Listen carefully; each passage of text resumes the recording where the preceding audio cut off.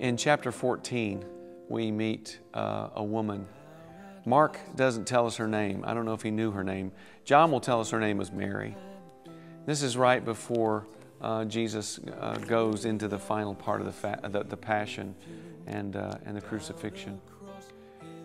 She comes into the house with an alabaster jar of perfume, and this is probably something that was an heirloom that her grandmother gave to her mother, or that her mother gave to her, something that's been in the family. It's nard, which is a plant that grows in the foothills of the Himalayas. So if you can imagine the economy of some place like Palestine, this is very rare and a very expensive, I mean, worth probably thousands and thousands of dollars. She comes and she pours this on Jesus' head.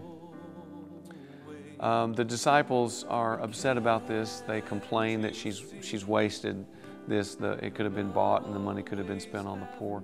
And then Jesus does something remarkable. In the first place, he takes up for her.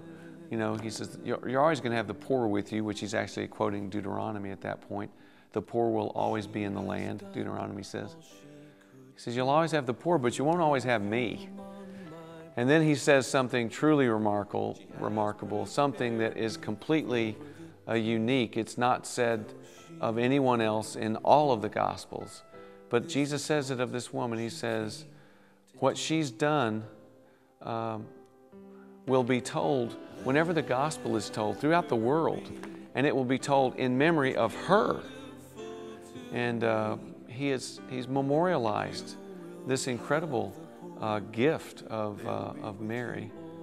And the fascinating thing to me is that what Jesus is willing to do is include her, is to make her now a part of his story. Her story is a part of his story. And what I like to think, what I'd like to say is that that invitation is there for you and me.